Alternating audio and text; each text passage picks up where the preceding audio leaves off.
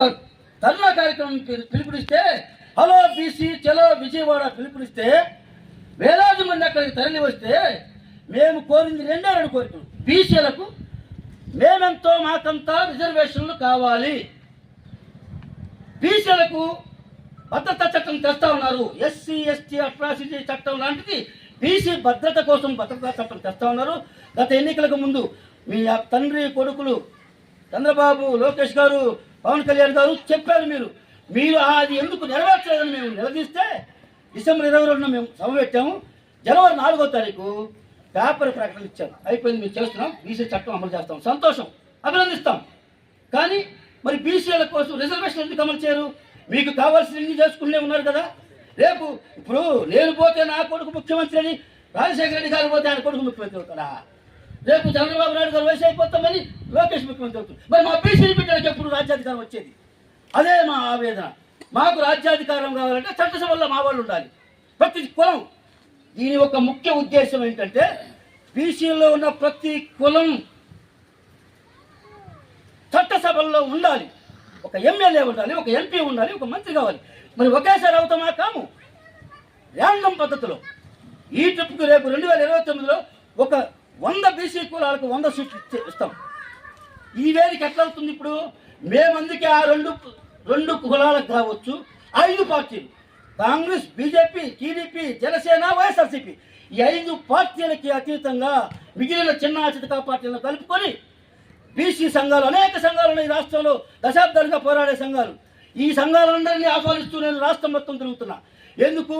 BC సంఘాలు, కుల సంఘాలు, కార్మిక సంఘాలు, విద్యార్థి సంఘాలు, ఇలాంటి సంఘాలు మొత్తాన్ని తీసుకొచ్చి ఒక వేదిక మీదకి తీసుకొచ్చి పదవులకు ప్రాముఖ్యం లేకుండా ఎవరు నాయకుడు ఏం చెప్పక్కర్లా, బీసీ ముఖ్యమంత్రి కావాల్సిందంటే ఎవరన్నా కానీ వచ్చి మీరు ఉద్యమం చేసి మనం ఈ 2 కులాల ఆధిపత్యానికి గండి కొట్టకపోతే భావి తరాలు మనల్ని క్షమించవు. రేపొద్దున భవిష్యత్తులో వాళ్ళు చదువుకునే పిల్లలు రేపు వాళ్ళకి ఉద్యోగాలు రావు, ఏమైపోతారు? వీళ్ళు చేసే చేష్టలకి, వీళ్ళు చేసే పనులకు ఇక ఉద్యోగాలు ఎక్కడి నుంచి వస్తాయి? ఇప్పటికే 10 లక్షల కోట్ల అప్పు అని గతం అంటే ఇప్పుడు మళ్ళీ 3-4 లక్షల కోట్ల అప్పులు చేశారు. అంటే ఈ ప్రభుత్వం దీపోసరికి 20 లక్షల కోట్ల అప్పులు ఎవరు తెరవాలి? మనల్ని తినబడుతుంది. పుట్టబోయే బిడ్డ కూడా అప్పులు పడుతుంది. కాబట్టే ఇప్పుడు మనం బీసీలందరం ఏకమై ఒక తాటి మీదకి వచ్చి బీసీల కోసం ఒక రాజకీయ ప్రత్యామ్నాయ వేదిక కోసమే మా ప్రయత్నం. మీరందరూ కూడా అర్థం చేసుకోవాలని, అర్థం చేసుకుంటారని ఆశిస్తూ గ్రామానికి తిరగాలనే కోరిక కూడా ఉంది. కానీ అంత గ్రామాలు తిరగలేం కాబట్టి జిల్లాకు ఒక 10 సమావేశాలు పెట్టి మండల స్థాయిలో, ఇలాంటి గ్రామ స్థాయిలో అక్కడక్కడ మీ అందరి బీసీ, ఇక్కడ ఎక్కువ బీసీలు ఉన్నారు కాబట్టి ఇక్కడ సభ ఏర్పాటు చేశాం. ఈరోజు మళ్ళీ ఇంకో 2 సభలు కూడా పెట్టాం. రోజుకు 4 సభలు పెట్టుకుంటూ వస్తున్నాం. కాబట్టి మిత్రులారా, నేను చెప్పిన ప్రతి అక్షరం వాస్తవాలే. నేను ఎవరినో విమర్శించడానికో, ఏ పార్టీకో వ్యతిరేకం కాదు, ఏ పార్టీకి అనుకూలం కాదు. నిజాయితీగా నా బీసీ జాతి కోసం చివరి రక్తపు బొట్టు చిందేంత వరకు బీసీల కోసమే పోరాడతా. నాకే పదవి అక్కరలేదు, ఏ పదవి నేను తీసుకోను. బీసీల కోసం ప్రాణత్యాగానికైనా వెనుకాడనని మా బీసీ సోదరుల అందరి మధ్యలో నేను హామీ ఇస్తూ, ముఖ్యంగా ఈ గ్రామ సమస్యల మొత్తం తీర్చడానికి ఏ సమస్య వచ్చినా మీకు అందుబాటులో అరగంటలో వచ్చేటట్టుగా నెల్లూరు జిల్లా అధ్యక్షుడు పురంధర్ గారు, నెల్లూరు జిల్లా యువజన విభాగం అధ్యక్షుడు మణి గారు, ఆకురాతి మణేంద్ర గారు, నెల్లూరు జిల్లా గౌరవ అధ్యక్షుడు కోటేశ్వరరావు గారు, నెల్లూరు జిల్లా పార్లమెంట్ అధ్యక్షుడు తుమ్మా గోపాల్ గారు, నెల్లూరు జిల్లా ప్రధాన కార్యదర్శి పోచల లక్ష్మీనారాయణ గారు, 5గురిని పంచపాండవులాగా మీకు అందుబాటులో పెడుతున్నాం. 5 నెంబర్ తీసుకోండి. ఎప్పుడు ఏది కావాలన్నా వాళ్ళకి టౌన్లో మీకు పనున్నా సరే చెప్పండి, ఫోన్ చేసి వస్తారు. వాళ్ళకు మించితే వాళ్ళు నాకు ఫోన్ చేస్తారు, నేను వచ్చేస్తాను. దానికి తోడు ఇప్పుడు కడప జిల్లా అధ్యక్షుడు, అంటే 28 జిల్లాలు, మొన్న 2 కొత్త జిల్లాలు ప్రకటించిన తర్వాత 20 జిల్లాల్లో కమిటీలు ఇప్పటికీ వేసుకున్నాం. మిగతా కమిటీలు కూడా వేస్తాం. ముఖ్యంగా మనం ఎవరి మీద యుద్ధం, ఓట్లు యుద్ధమే. మన ఓట్లు మనం వేసుకుందాం. ఒక్క మాట అడుగుతాను, మీరందరూ ఒక్క సమాధానం నాకు చెప్పండి. ఏ నియోజకవర్గంలోనైనా, ఏ పార్లమెంటు పరిధిలోనైనా, ఏ జిల్లాలోనైనా, ఏ మండలం, ఆఖరికి ఏ గ్రామంలోనైనా ఒక పంచాయతీ ప్రెసిడెంట్గా, ఒక ఎమ్మెల్యేగా, ఒక ఎంపీగా ఓన్లీ అటు పక్క కమ్మ ఆయన ఒక ఆయన, ఇటు పక్క రెడ్డి ఆయన ఒక ఆయన నిలబడితే మన ఓట్లు లేకుండా ఒక్క పంచాయతీ గెలవగలడా? కుప్పంలో చంద్రబాబు నాయుడు గెలవగలడా? పులివెందులలో జగన్మోహన్ రెడ్డి గెలవగలడా? గెలవలేడు. మన బీసీ ఎస్సీ ఎస్టీల ఓట్లతో తప్ప ఒక్క సీటు కూడా వాళ్ళు గెలవలేరు. లేరు లేరు ఇది నా ఛాలెంజ్. కానీ డబ్బు ఉన్నది 2000 అసలు రాజకీయాల్లోకి వచ్చినప్పుడు ఈ రాజకీయ నాయకుల కుటుంబాల పరిస్థితులు ఏమిటి, ఈరోజు వాళ్ళకున్న పరిస్థితులు ఏంటి? వందల వేల కోట్లు, వేల ఎకరాలు, పదుల సంఖ్యలో, వందల సంఖ్యలో కంపెనీలు ఎక్కడి నుంచి వచ్చాయి మీకు? ఈ ప్రజల రక్త మాంసాలను మీరు దురప్రాయంగా భావించి దోచుకుంటే వచ్చినాయి. ఈ రాష్ట్ర సంపదను దోచుకుంటే వచ్చినాయి. ఈ రాష్ట్ర భూములను దారాదత్తం చేసి సంపాదించుకున్న ఆస్తులు. నీకు సాక్షి టీవీ లేదు. 2004 రాజశేఖర రెడ్డి గారు ముఖ్యమంత్రి అయినప్పుడు 40 లక్షల ఆస్తి నాకు అప్పు ఉంది, నెక్స్ట్ నేను ఎన్నికలకు వెళ్ళాలి, హైదరాబాద్లో ఉన్న నా ఇల్లుని అమ్ముకుంటానయ్యా, నాకు అనుమతి ఇవ్వమని చంద్రబాబు నాయుడు ముఖ్యమంత్రి ఉన్నప్పుడు అడిగితే, అది నీది కాదు, ప్రభుత్వం నీకు ఇచ్చింది, అది ఇవ్వాలి కాదు, రూల్స్ ఒప్పుకోవాలన్నందుకు 6 నెలలు పాదయాత్ర చేశాడు. రాజశేఖర రెడ్డి గారి గౌరవమే. రాజశేఖర రెడ్డి గారికి గుండెల్లో పెట్టుకున్నారు. ఎంతోమంది బిడ్డలు చదువుకున్నారు, ఆరోగ్యశ్రీ తెచ్చాడు. ఇవన్నీ మంచే. అందులో మంచి ఉంది, చెడు ఉంది. నేను హంస లాంటి వాడిని. మంచిని మంచిగానే చెప్తా, చెడుని చెడుగానే చెప్తా. అదే రాజశేఖర రెడ్డి గారు తెచ్చిన ఆరోగ్యశ్రీలో నా బీసీ ఎస్సీ ఎస్టీ సోదరులకు పావలా వంతు కూడా న్యాయం జరగలేదు. కానీ ఒక రెడ్డి కమ్యూనిటీలో తన సొంత సామాజిక వర్గానికి మాత్రం వందల వేల కోట్ల అసలు హాస్పిటల్ ఎక్కడి నుంచి వచ్చింది? ఆరోగ్యశ్రీ పేరు చెప్పి ఒక రెడ్లు మాత్రమే ఆ 5 సంవత్సరాల్లో హైదరాబాదు చుట్టుపక్కల వందల హాస్పిటల్ రెండు అంటే చూపిస్తా హైదరాబాద్లో, ఈ రాష్ట్రంలో కూడా. ఆ తర్వాత చంద్రబాబు నాయుడు వస్తే ఈయన తక్కువ తన కమ్మ వారికి ఎంచుకున్నాడు. బీసీ సోదరులు కోరుకున్న ఒక ఆయిల్ బంక్ ఉందా? ఒక్క ఆయిల్ బంకు మన బీసీ సోదరులకి.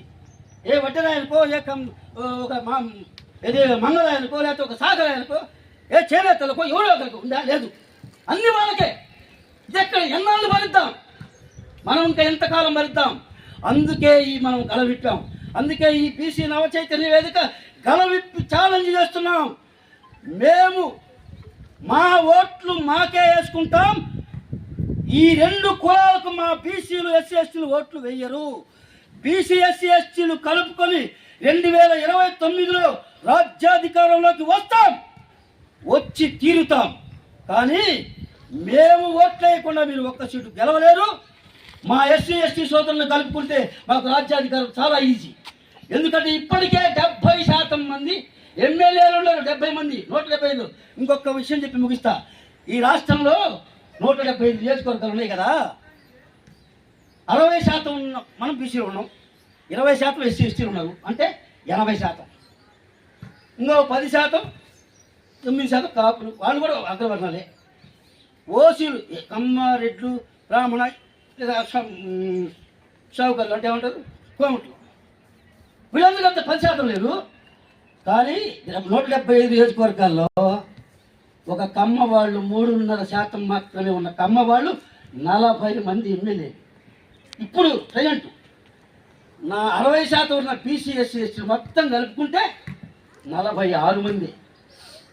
4.5% మాత్రమే ఉన్న రెడ్లు 42 మంది. ఎక్కడి నుంచి వచ్చారు వీళ్ళు? లెక్క ప్రకారం మీరు 5 ఎమ్మెల్యేలు కూడా కాకూడదు. దామాజా ప్రకారం, జనాభా లెక్కల ప్రకారం, నీ జనాభా శాతం ప్రకారం వస్తే నీకు 5 మంది 6 మంది ఎమ్మెల్యేలే. రెడ్లకైతే 2-3 ఎక్స్ట్రా వస్తాయి. కానీ ఒక్క ముస్లిం సోదరులే 7.5% ఉన్నారు. అంటే కమ్మ, రెడ్ల కంటే ఎక్కువ. వాళ్ళ ఎమ్మెల్యేలు ఒక్కడు ఇద్దరేనా? ఏం పాపం చేశారు? అయితే ఇంకొకటి మిత్రులారా, జ్యుడిషియరీలో కూడా మనకు అన్యాయం జరుగుతుంది కాబట్టి జ్యుడిషియరీ గురించి మాట్లాడకూడదు, కోర్టుల గురించి మాట్లాడకూడదు, జడ్జిల గురించి మాట్లాడకూడదు. అంటే పబ్లిక్ డొమైన్లో ఉన్న విషయాలే చెప్తున్నా. ఈ రాష్ట్ర హైకోర్టుకి 25 మంది కౌన్సిల్ సభ్యులుంటే 60% ఉన్న నా బీసీలు మాత్రం 2. 4.5% ఉన్న రెట్లు 9 మంది ఎలా ఉంటారు? 3.5% ఉన్న మంది వీళ్ళు 5 ఎంత ఎలా ఉంటారు? కాపులు ఒక 6 ఎంత ఉంటారు? 22 వాళ్ళే, 2 మాత్రమే బీసీలు. 80% ఎస్సీలు ఒక్కరే. అంటే 80%కి పైగా ఉన్న బీసీ ఎస్సీ ఎస్టీలు 3, 22 వాళ్ళే. ఇక మన కోర్టులో న్యాయం ఎక్కడ జరిగింది? అందుకే జ్యుడిషియరీలో కూడా మాకు రిజర్వేషన్లు కావాలని అడుగుతున్నాం. విద్య, ఉద్యోగ, వ్యాపార, ప్రైవేటు, రాజకీయ, జ్యుడిషియరీ వ్యవస్థతో సహా 50% రిజర్వేషన్లు మాకు కావాలి. ఎందుకంటే మేము 50% పైగానే ఉన్నాం బీసీలం. అందుకే మేము అన్ని వ్యవస్థల్లో మాకు షేర్ అడుగుతున్నాం. న్యాయ ప్రకారంగా అంబేద్కర్ గారు చెప్పిన విధంగానే మా న్యాయంగా మాకు రావాల్సింది మేము అడుగుతున్నాము. అందుకనే మిత్రులారా, ఇవన్నీ విషయాలు కూడా మీకు తెలియపడతామనే మీ గ్రామం వచ్చాను. ఇంతవరకు మీరు ఇంత ఓపికగా నా ఉపన్యాసాన్ని విన్నందుకు ఈ గ్రామ ప్రజలందరికీ నా యొక్క ధన్యవాదాలు తెలియజేస్తూ మరొక్కసారి ఈ గ్రామ ప్రజలందరికీ హ్యాట్స్ ఆఫ్ చెప్తున్నాను. Thank you one and all. పోతా పాట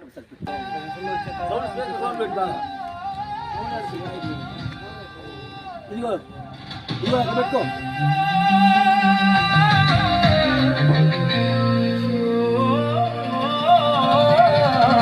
జై బీసీ